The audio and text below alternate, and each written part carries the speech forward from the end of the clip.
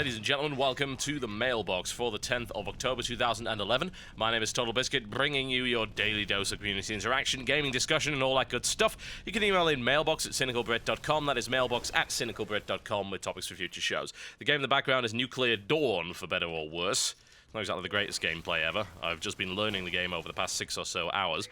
It's got quite a bit of promise. I will do a WTF Viz of this. I'm just trying to get around to doing it. Yeah, it takes a bit of learning, and I need a good gameplay, really, to demonstrate it, and I don't know if I can commentate while playing a game like that. It's a little too intense. A lot of dying goes on. Anyway, it's pretty awesome. First email comes in from Mark that says, a few weeks ago, I prepaid for a game by the name of Dungeon Defenders on Gamersgate, being my current retailer of choice. With the pre-purchase, you get a special green familiar.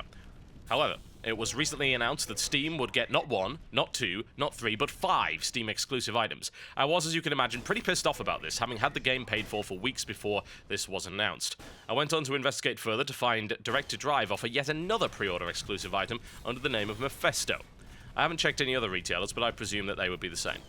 Isn't this just completely unfair on those of us who like to pre-order from one site but decided to pre-order before other exclusives were announced? Pre-order bonuses are bad enough, but surely offering different ones for each and every retailer is crossing the line, especially if these DLC won't be available in any way after releasing it.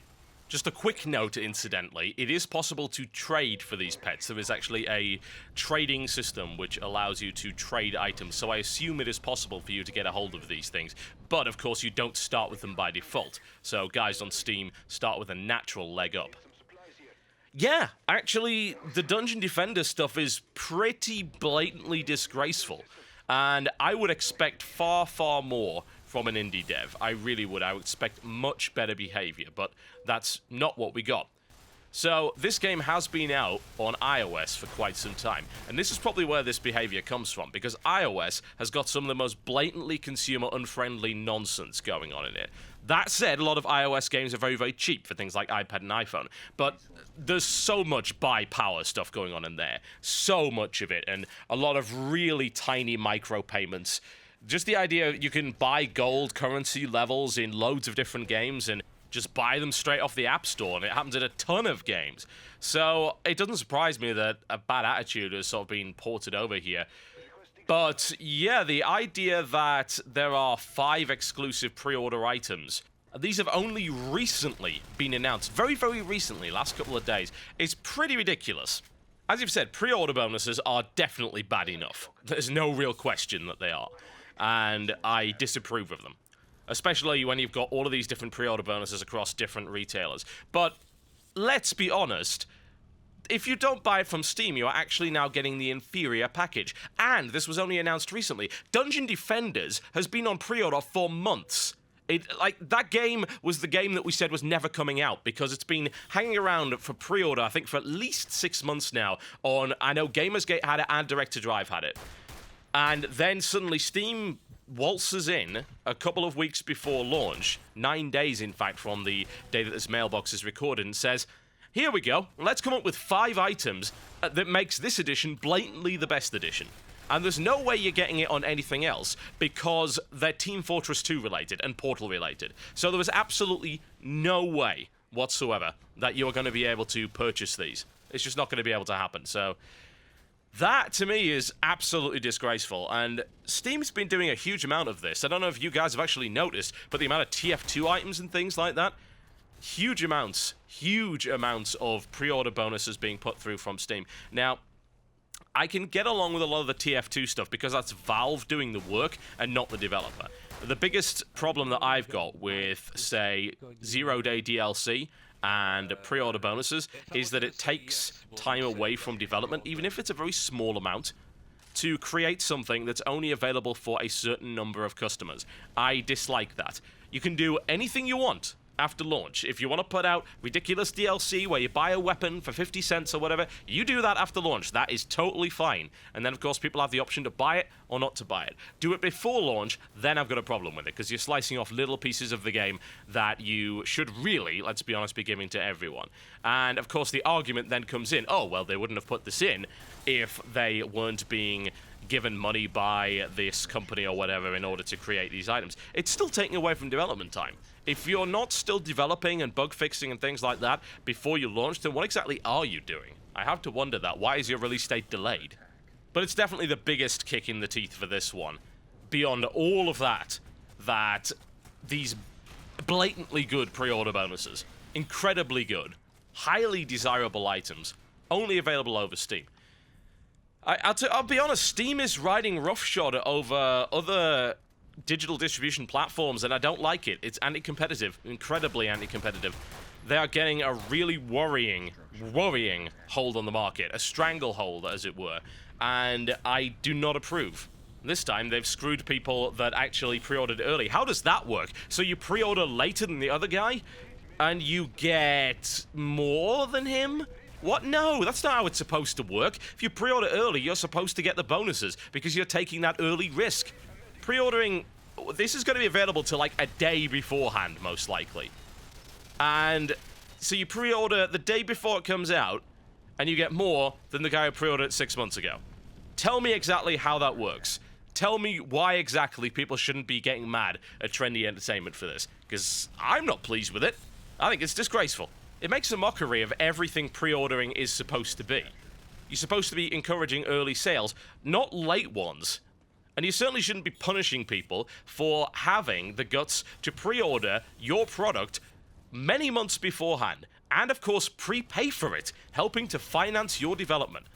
That's a goddamn disgrace. As far as I'm concerned, anyone that pre-ordered it before this offer was made available should be given a free upgrade to that. They should be given a Steam key. They should be given a free upgrade to that package. Because if they don't get that, then that is a complete kick in the teeth. This one goes in from Thomas that says, I was wondering how much free games such as TF2 and LoL hurt game sales. Plenty of games come out on Steam in the £8 to £12 range, but as a lowly student, I cannot bring myself to spend the money, as justifying the price is hard when such high-quality games come for free. Again, on a larger scale, I'll be buying Guild Wars 2 over Star Wars The Old Republic. Not because it's a better game. Well, it arguably might be, but anyway, the incentive of a one-time purchase over being bled monthly is too hard to resist. Your thoughts are appreciated. Well, I don't think it hurts that much, because you're a lowly college student. The chances are you wouldn't be buying those kind of games anyway. You don't have any money. That's the interesting argument, isn't it? The idea that perhaps sales hurt game sales. And I don't agree with that either. There is the possibility that some people will simply wait, but more often than not, people want to play the latest games when they come out, and the anticipation and the marketing and the hype gets them to buy it on day one. Those who can't afford to do so are not going to buy it anyway, so there's no lost sale there. And when it goes on sale, they have the opportunity to purchase it. So once again, it's about looking at the shelf life of a title over the course of several years and at various different price points, as opposed to just looking at the first couple of weeks' sales as judging the success of a particular title. And this is most prevalent on PC, as opposed to 360, PS3, and Wii. So I don't think that free games harm that at all, honestly. As you said, you are a lowly college student, the chances are you can't afford it. Whether or not you would perhaps just decide not to buy it because these games that you've got already, TF2 and LoL, are extremely entertaining for you and you don't want anything else, well, that's been applying to everything since the dawn of time. I went through a stage where I didn't buy any games because I was too busy replaying Deus Ex and playing mods for Half-Life. So, did that harm game sales? No, because I was a student and I couldn't afford that stuff anyway. And to be fair, even if I could afford it, there's a point where you have to say, not everything is hurting game sales. Am I hurting game sales because I'm too busy to play this game so I don't buy it? No, that's not harming the games industry. That's called prioritizing your time. It seems to me that if TF2 and LoL are that good that they are taking up all of your gaming time and you don't need to buy anything else, then one, good for you, and two, it looks like everyone else has to step their damn game up in order to create something that will get you away from those two games. So as far as I'm concerned, creating high-quality, free-to-play products actually encourages competition. And as a result, I would hope that we get more of that. And I hope that we get other guys trying to knock those games off their perch and innovating and, of course, creating high-quality products in order to compete with them. That sounds reasonable. And anything that drives down the overall price of games is, of course, good for the consumer. You might argue that it's bad for the publisher and developer, but in reality, I don't think as much money as is being spent should be spent, particularly with the amount that's being spent on marketing for major AAA titles. So, really, let's go back to basics when it comes to game design and when, of course, it comes to marketing the product. Let's not spend untold millions of dollars marketing. Let's make the game a little bit cheaper for everybody because we don't have to spend that much on marketing. And then, hey, suddenly, everyone's happy. You end up selling more copies anyway, and we all win. That would be nice. But yeah, please don't feel guilty. I'm assuming you're not feeling guilty. If you are, then no, don't. Please do not feel guilty, because those two games are really, really great. So let's see some more games that are really great. And I think everyone goes through that phase where they're just playing one game and they don't want to play anything else. I mean, how much do you think Minecraft has hurt game sales? Holy hell, the amount of time that seems to eat from people. Yeah, I would imagine quite a bit. This one comes in from Sober Grey that says, in your WTF Ears of Monster Mind, you spoke briefly on the limits placed on these types of casual and free-to-play games in the form of daily energy mechanics. Personally, I'm happy enough to keep this system in the extremely casual game market of Facebook and browser games such as Mafia Wars. However, upon playing Spiral Knights, the fairly recent free-to-play hack-and-slash MMO from Three Rings, I noticed something interesting and frankly terrifying. While the game is openly marketed as free-to-play, the extent of the free content is about 1 to 2 hours of gameplay with the daily ME, or Mist Energy, which regenerates over the course of 24 hours and is capped at 100. Once this is exhausted, you come across this insert coin to continue type mechanic, in which the game gives you the option to buy more energy or wait until tomorrow. Spiral Knights is a very entertaining game, and with its MMO model, I feel this system is both unreasonable and unfitting to the way the game is designed, in which 2 hours of gameplay will earn you very little. My question is this: do you think we'll be seeing more developers turning to this pseudo-free-to-play we'll give you a taste then you give us money policy, or will the negative response from the gaming community drive devs away from this kind of behavior? Also, what is your opinion on these daily energy mechanics in general? Do you think it's a legitimate strategy used by developers in a similar way that Blizzard staggers the release of its raid content over the course of a few weeks, preventing hardcore players from simply rushing through it in a few days? Or is it just another cheap attempt to lure people into a game they think is free when, quite frankly, it isn't? Well, it is, but you have to play at a certain pace. Now, I'll be honest, I don't have any experience of Spiral Knights, so I don't know how fair this system actually is. But no, the game is free. You are just limited in terms of how much that you can play every single day. And that's an interesting way of doing things. You can compare and contrast that to DDO, for instance, whereby in DDO, you can play for as much as you want, but you've got to get leveling sigils every now and again, and those things are sort of rare drops, so you've got to farm quite a bit in order to get one of those things. There's the other option, of course, that to get into certain instanced content, you need to either buy it or have somebody get you a pass or subscribe. I think the way that DDO does it is quite nice because it gives you a lot of different options as to how you progress through the content. And if you have friends who are willing to buy you guest passes to that content, then you can actually play through for free, but it might be a bit more of a pain in the ass. This whole Mist Energy thing is kind of an interesting idea. It's a really Asian style, honestly, because a lot of MMOs over there you had to sort of pay by the hour for, and it's weird because Three Rings, if I recall correctly, is based in San Francisco. They're the same guys that brought you Puzzle Pirates, which actually was supposed to be quite good. So it's weird that they would do that. Very, very odd. I don't think it's necessarily unfair, though, and actually what concerns me more than anything is that you said in 2 hours you could accomplish very little. Wow, really? That doesn't sound like a very good game at all, then. 2 hours of playing, you should be able to get somewhere. I think that was one of the best things about WoW, wasn't it? That was the thing that it was really praised for when it first came out. You can play for 15 minutes and accomplish something. You can get a quest done. You can log off and feel fulfilled because you did something and you actually took a step towards the next level and you got a reward and you tied up a storyline, things like that. So if you can't do anything useful in Spiral Knights in 2 hours, then I would have to strongly question just how good that game is. That said, of course, I am prejudging it because I have not played it. It is something that I'm interested in having a look at some point, but it's fairly low down the priority list. I don't think the system is necessarily unfair, and as far as I'm concerned, you should vote with your feet. I mean, it should be obvious when you play that you're limited. In the first couple of hours, you'll realize, oh, I've reached my Mist Energy limit. Is this acceptable to me? Well, I don't know. Is it acceptable? does that game have a subscription plan that you can optionally go for? Because that's the kind of thing that I like to see. I like the option between paying as I go or subscribing. If I know that I'm going to play for a good month, then I will subscribe. If I know that I'm not going to play all that much, then I'll pay as I go. That seems reasonable to me. Does the game have that option? No, I do not believe it does. And that is bad. Give the choice. And then people perhaps will find that a little bit less unfair. I'm also having a quick look at the wiki here, and it seems like there are certain quests that actually reward mist tanks, which will allow you to refill your mist energy, whatever it is.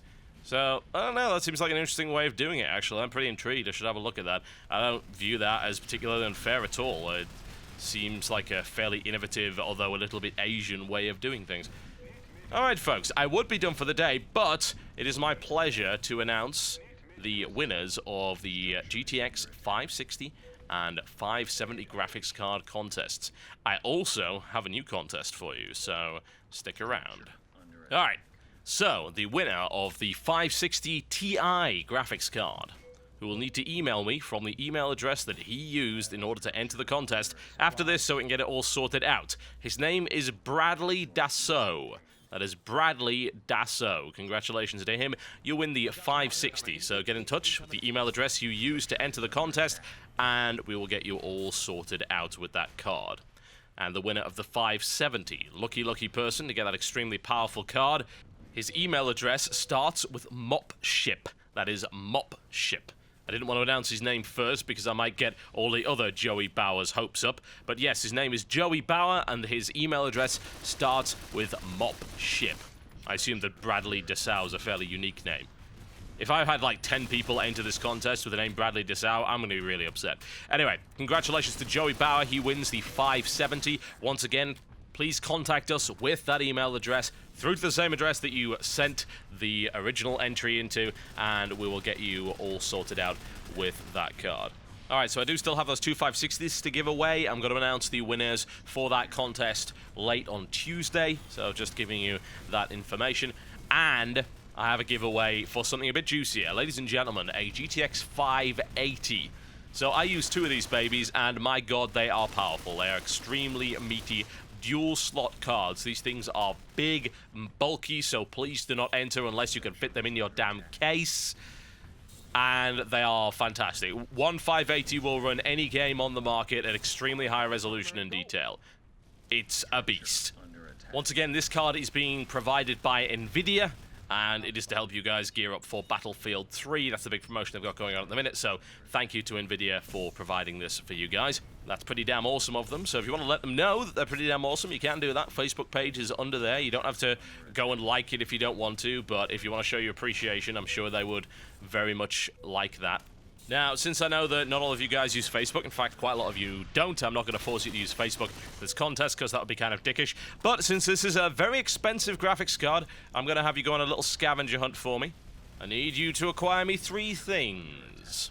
Firstly, there's a link in the description below this video to a Battlefield 3 optimization guide. I need you to flick through the pages until you find a section called Optimal Playable Settings for Popular Cards. And I need you to tell me what the recommended resolution and graphics quality are for the GeForce GTX 580. Secondly, I need you to go over to my shotgun surgery video. That is also in the description below this video. I need you to skip to 9 minutes, 16 seconds, and tell me who kills me with the AK-74M. The evil little bastard. Tell me who kills me with the AK-74M. So that's the second part of the scavenger hunt. And the third bit, we're going to give back to an indie dev. We're going to go on a little mission of not so much mercy, but a mission of kindness. A mission of being awesome. And also a mission of scaring the crap out of them. There is a link in the description below this video to the gameplay trailer for a game called Stellar Impact that I've been playing quite a lot of, and it's pretty damn awesome. If you wish to be in the drawing for this 580 graphics card, I need you to go to that video and leave a nice comment. That's it, leave a nice comment. This doesn't really benefit me at all. I just think the game's awesome, and it would be kind of nice to give the indie devs a little bit of a present, because not many people play their game, and I'd like to change that. So those are the 3 things you need to do. Just to recap. Firstly, head over to the optimization guide. Tell me what the recommended settings are for the GeForce GTX 580. Secondly, head over to my shotgun surgery video and tell me who kills me with the AK-74M at that timestamp that I gave you earlier. And thirdly, head over to the Stellar Impact gameplay trailer and leave a nice comment. A nice comment. Collect all those three things, copy-paste them into an email, and send them through to contest@cynicalbrit.com with the subject line 580. That's it, the subject line 580. Do not send them via YouTube PM, they will be disqualified. Do not trust the comments under this video that claim to say what the answer is, because in the last video, we had a bunch of people giving fake answers, and a lot of people fell for that because they were lazy and decided not to play the contest properly. Don't do that, you'll get disqualified. Only email contest@cynicalbrit.com with subject line 580. This contest is available worldwide. If you've forgotten what you need to do in order to win those items, I've written a summary in the description below this video, so click that show more button under there, down there. I'm pointing fanatically right now. It's down there. It's where all useful information goes. And that will remind you as to what you need to do. Okay, folks, that is me done for the day. Congratulations to our winners, and thank you for watching the Mailbox. I'll see you next time.